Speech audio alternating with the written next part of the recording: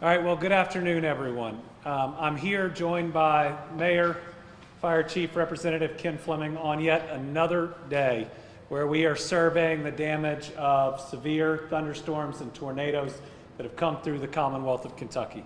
But what I know and what I have seen is that every time we're hit, we will get through it, and we'll get through it together.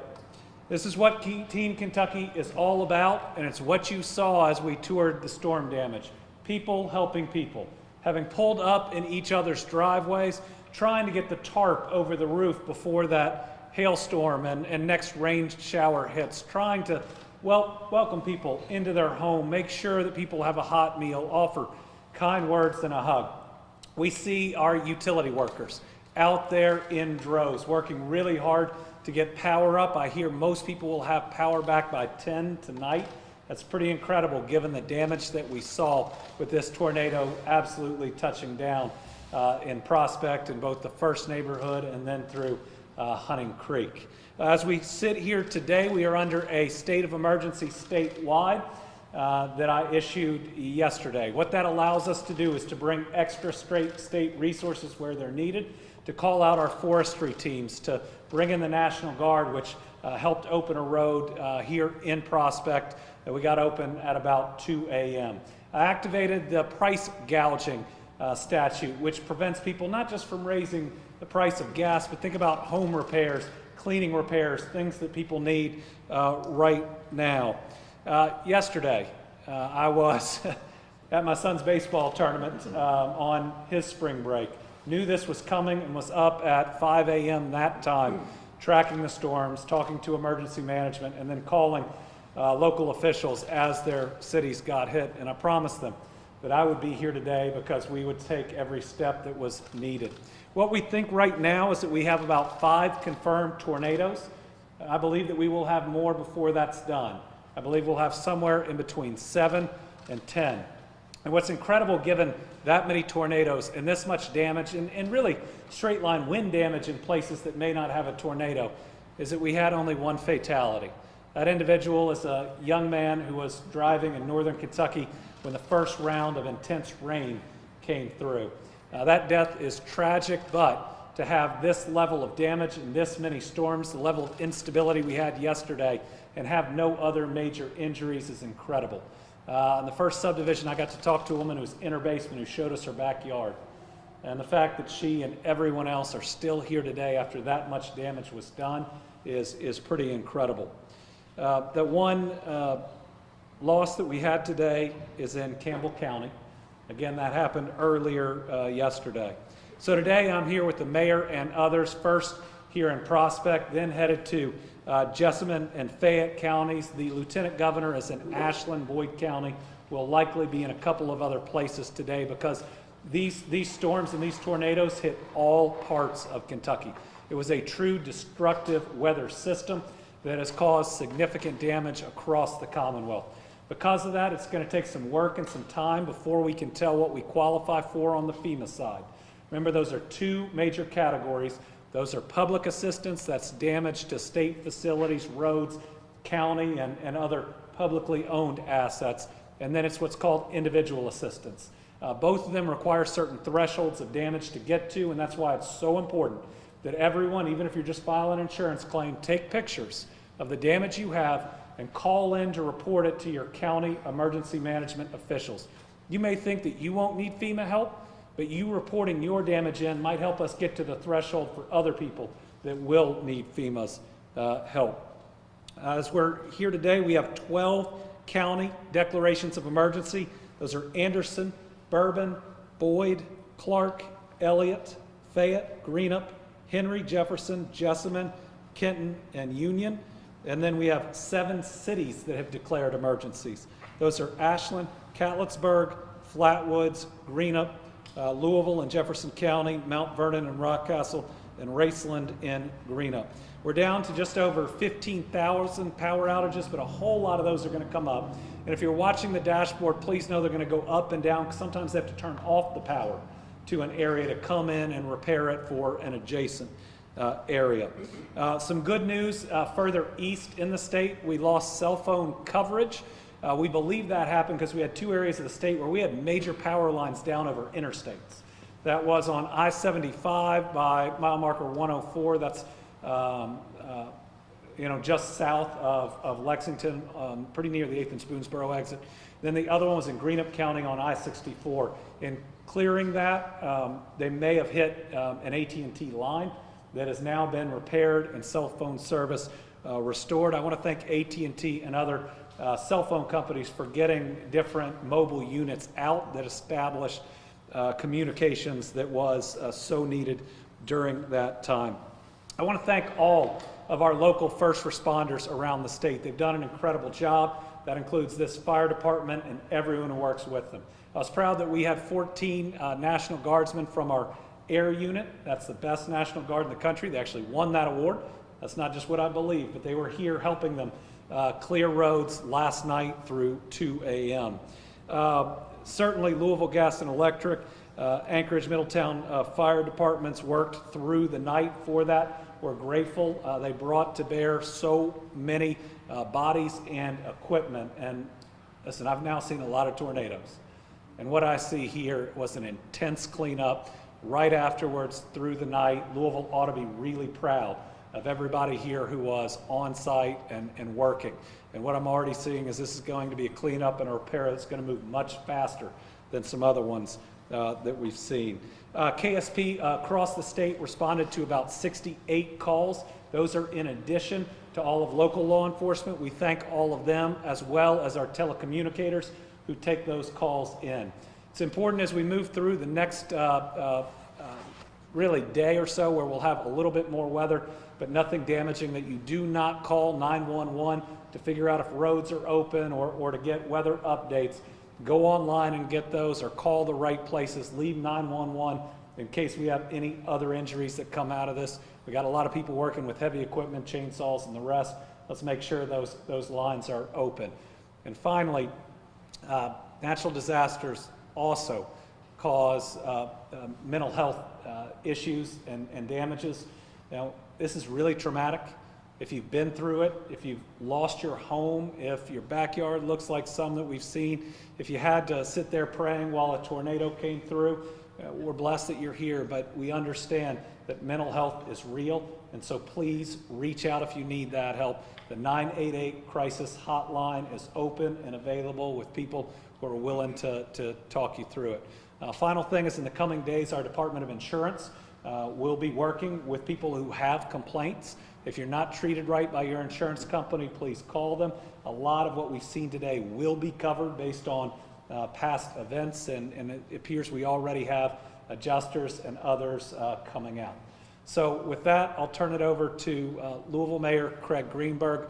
Listen, I've been really proud of his leadership during this and how quickly all of these resources were on site helping people. And it's amazing with everything Jefferson County got hit with, that everybody in this county is still with us, and that we have no major injuries to its population. Mayor. Thank you so much, Governor. Thank you very much, Governor, and thanks to you and your entire team. Since we knew these storms were coming, there's been great collaboration between the city of Louisville and Governor Beshear's administration and everything that we've needed, including right off the bat, some forestry teams getting here last night to start working with Public Works, neighbors, and anyone that was willing to help to start the cleanup process. And really just want to give some thanks in addition to what the information we provided this morning. Thanks to all of the folks that are out working hard today to help people get their life back in order, to help clean up with the property damage that we're seeing out there very significantly here in the Prospect neighborhood. A lot of people worked hard through the night to get people started towards this recovery, to clear streets, to begin the process of getting power back on. And I just want to say a giant thanks to them. As the governor mentioned, we truly see the best in individuals following these extreme weather events and when we have to deal with disasters. We saw last night neighbors helping neighbors. We saw more evidence of that today, but we also saw great professionals out there that are helping people restore their homes, restore their property. I do want to add that the streets are very crowded out here in Prospect. As I mentioned this morning, do not come out here to look. You can get the news, you can see the pictures online via the media. We have law enforcement out, but the streets are crowded with people who are helping restore property and get the streets back open, to get streets out of the road and help people with their individual property. So there's no reason to come out here if you don't need to. And I want to give a special thanks to the Prospect Police Department for their being out in the presence today. We saw them all throughout the Prospect neighborhood. And finally, also what the governor said, just a thanks. This is a great example of collaboration. There are so many different organizations involved in this, from the city government to the state, LG&E, to Anchorage Middletown Fire Department, National Weather Service, and so many others working together in partnership to help prevent, give words so that people can stay safe, and then following these events to respond. And so I do want to just really thank every public agency that's been involved with that, and thank the hardworking men and women at LG&E for restoring power as quickly as they have. We've seen improvement just throughout the day already, and I know that will continue. One of those great partners throughout this whole effort has been the Anchorage and Middletown Fire Department. And so next I'm going to turn it over to their chief, Chief Grudy, who he and his team have done an amazing job working with us. Have done a fantastic job of literally going door by door, identifying every property that was in the path of the storm, and marking it for what level of damage it has secured, so that we can continue to track and provide the resources that these residents need. So let me turn it over to Chief Grudy. Thank you so much, Chief. Thank you, Mayor. Very quickly, I'd just like to thank Governor Beshear and his staff, Mayor Greenberg and his staff, and Representative Fleming for actually coming out and visiting with us. That is actually very important to us, and we actually truly appreciate it. And once again, I'd like to thank our staff for working so hard. They were up most of the night last night, and then we have shift changes. And obviously, we are still not yet done today. We are still doing our damage assessments. We are actually considerably farther along than where we were last night, but there's still much work to do. And like I said, I'm going to thank all of you, for being here and supporting us. And then we have also all kinds of support. We have various partners, LG&E, the police departments. We have various people coming in, SAW teams that have just come in here to help us. So obviously we appreciate all their help as well. I mean, we have wanted for nothing during this episode. So once again, thank you for being here. And like I said, our work is not yet done. So thank you. Yep. Thank you. I just want to just give you an example. When it comes to crisis and situation, this is a state and local cooperative and collaborative approach. This has been a seamless operation in terms of reacting very quickly to get to the individual's needs and what they're faced with.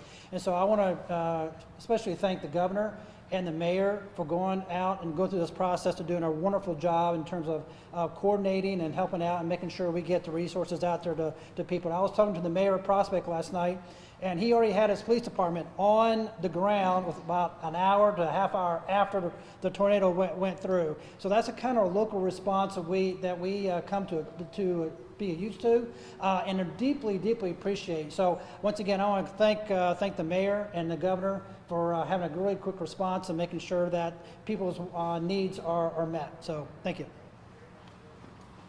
And our last thanks for opening it up for questions is actually to you all, the news media, especially all our meteorologists who worked really hard over the past 48 hours, not only saw the system coming in, talked about the two different parts of the system and what would create the instability that we ended up seeing. That type of information and constantly getting it out there, along with people being more weather aware than they've been in a while, undoubtedly saved lives. So to all those in the newsroom, on the weather, and out here helping to make sure people see how destructive this can be, thank you all, and let's continue to make sure people understand how dangerous these situations can be. No one should get numb because of how many that we've seen. Each and every time we can give people that type of information, it means they're still here with us. So with that, we'll open it up to questions. Governor, after hearing the seriousness of the forecast and knowing that we populated this area is taking direct hit, how relieved are you that we're only talking about property loss today? Oh, I'm extremely relieved that we're only talking about property loss. When you have a tornado come through something as densely populated as Prospect and you don't even have any significant injuries, that's a blessing. Now, I get that it's hard if your house has been destroyed to call it a blessing, but the worst hit house we saw today with no roof, I got to talk to the owner and his family on the way out, and he was smiling. And I said, are you okay? And he said, yeah, we're all here and we're all alive. We can fix the house. He said, my house got hit by a tornado and all of my family is alive. That's pretty special. That's how we count our blessings and we remember that God's good even when it's tough. Mayor, this morning that you mentioned there was a risk for scammers possibly. Yeah. I was just wondering if anyone had heard of that happening at all yet today. The good news is so far we have no reports of any of that happening. I do hope that people continue to heed the warnings, and if you feel like you're being pressured into making a quick decision, if they don't let you get other estimates, if they're asking for cash up front, please take a step back, call a friend, call another professional, get a second estimate. Go through your insurance company. As the governor was talking about, the first call people with property damage should be making is to their insurance company, assuming that nobody is hurt, and ask them for guidance on the next steps so that you can get the restoration of your property covered by insurance. And as the governor mentioned, if you don't feel like your insurance company is being responsive, please contact the state's Department of Insurance and they will help you. But we're pleased, so far we have no information that that's out there. And from what we could tell today, it'd been folks that have been appropriately hired that are hard at work already restoring people's property. And Governor, I mean, today is significant the 50th anniversary of the 74 tornado outbreak, and seeing this damage, how does that kind of make you feel knowing what happened 15 years ago? Well, it gives us perspective. You know, it's tough having another tornado on the anniversary of that 74, but having been here when a tornado hit my dad's hometown and we lost even more people in 2021 than we did in 74, we can be really thankful that today we've only had that one tragic loss total from what were really two different weather systems and this many tornadoes across the state. Again, being weather aware and everybody working together on that is so important, and that's what I credit to us being here today, talking about time for rebuilding, but only having that one funeral. We have time for one more question. Is there any running count so far of the number of buildings that have suffered damage here in Jefferson County? Well, I'll turn it over for Jefferson County, because they're doing a really good job in how they map that. But that's going to be our challenge statewide. With so many different places hit, with this all being one major weather system in terms of FEMA, it's going to take us a while to get that full calculation. And then you've really got to get how much was each structure damaged. But what we saw in the very beginning is the tool that we have rolled out from emergency management in Frankfurt that they certainly grabbed a hold of in Jefferson County and use, as well as anyone that they've now been able to go to every single house and say not damaged, slightly damaged, significantly damaged, or what I would call totaled. They have a different term for that. Chief, give some of those numbers. Yeah, let's see, right around now, we've probably touched around, like around 1,165 structures, I'll give or take a few, since we left out of here a little while ago. And actually part of that touching, like the governor just mentioned, is that it actually gives us a damage assessment, you know, from no damage all the way up to total destruction. And basically on a scale of 1 to 5, that's how the thing would work. And as of our press conference that we had this morning, we had roughly 950 that were totally untouched. And all the way at the bottom of that scale, we only had 5 that we would view as total destruction. So, and then the numbers fell in between all the way up and down. So, but I mean, by the time we're done, we will have exact numbers of everything we touched in this area. And then we can track our personnel as well with that. It actually shows them walking and actually checking each building. And then we tag it on the app, and then we just keep moving on. And that's how we get some of that data. So. Finally, just want to mention Judge Vogel from Oldham County was with us for the tour as well. Appreciate his communication and cooperation. So thank you all very much. Thank you all. Thanks. Appreciate it.